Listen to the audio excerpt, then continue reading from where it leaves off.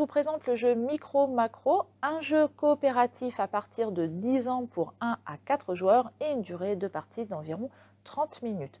Dans Micro Macro, vous allez devoir résoudre des enquêtes et pour ça, vous allez avoir besoin d'une bonne lumière et de bons yeux. La ville de Crime City se trouve sur cette énorme carte où vous retrouvez différents lieux comme des commerces ou des parcs et des personnages qui vaquent à leurs occupations. Les enquêtes à résoudre se trouvent sur des cartes. Il y a 16 affaires à résoudre. En haut à droite, vous trouvez une illustration qui représente l'enquête. Ici, le chapeau pour la première affaire qui vous sert de didacticiel et une numérotation de cartes. Ici, 1 sur 5. C'est la première carte du paquet qui en contient 5.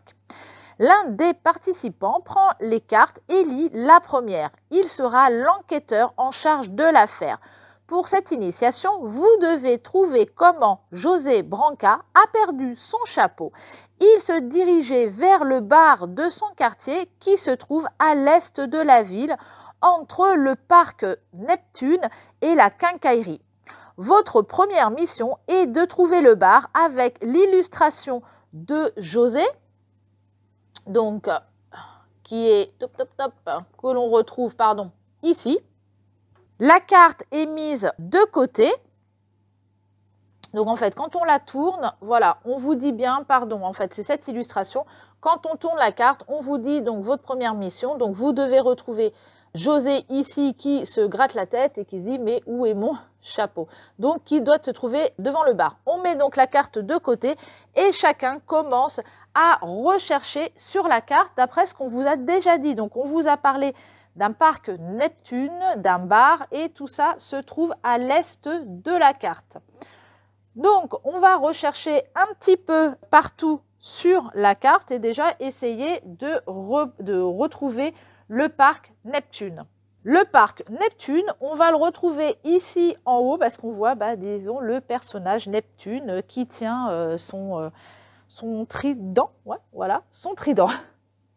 Donc, il est passé par il est donc passé par là, donc on est vers l'est. Donc, et il va falloir essayer de retrouver le bar où on voit le personnage. Alors, moi, je vous avoue que je suis à l'envers et c'est pas pratique du tout de chercher à l'envers. On a cherché sur la carte et on a retrouvé enfin le bar et notre petit personnage qui est là. Donc, je vous dis qu'il faut une loupe.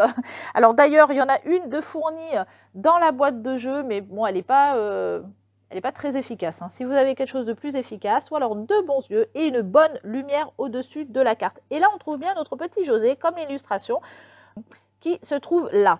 À ce moment-là, quand les joueurs pensent avoir trouvé, ils vont indiquer la localisation. Donc, c'est-à-dire qu'il va falloir regarder sur la carte en haut, on voit la lettre G et puis ici sur le côté, la lettre 2. Donc, on va annoncer à celui qui est en charge de l'enquête, c'est en G2.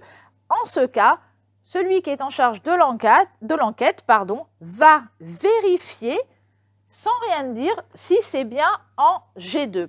Si ce n'est pas le cas, il va dire non, cherchez encore. Donc, les autres joueurs vont continuer à chercher.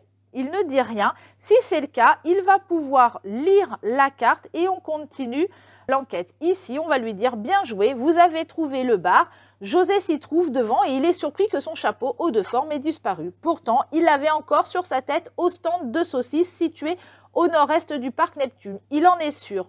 On met cette carte de côté et on doit résoudre la carte suivante de la même façon. Donc en fait, ce qu'il faut comprendre, sur la carte, on va retrouver le même personnage à différents endroits. Donc il va falloir suivre. Donc là, on a parlé du stand de hot dog. Donc on avait retrouvé le bar. Maintenant, il va falloir essayer de voir est-ce que le stand de hot dog est après le parc Neptune. Donc on va essayer de chercher. Et on va retrouver, on va en fait suivre le personnage un peu pas à pas, rue après rue, pour voir un petit peu l'itinéraire qu'il a fait. Et puis voir effectivement ce qui lui est arrivé, puisque là, cette enquête, il va falloir savoir ce qui est l'état devenu du chapeau, ce qui s'est passé en chemin pour qu'il est perdu. Et puis quand vous avez terminé ce didacticiel, vous verrez qu'il n'est pas très difficile. Vous pouvez passer à l'enquête suivante. Sur certaines cartes, il y aura un symbole d'ampoule. Cela indique qu'un indice dans le texte vous permettra de résoudre l'énigme suivante. Sur les cartes, vous trouverez des étoiles qui indiquent le niveau de difficulté. Je vous invite à les faire par ordre croissant. Le temps de jeu variera en fonction du nombre d'enquêtes que vous allez faire et ainsi que leur niveau de difficulté. En tout cas, on se prend vite au jeu et on enchaîne les missions les unes après les autres. Cette présentation est terminée. Je vous dis à très bientôt avec un nouveau jeu.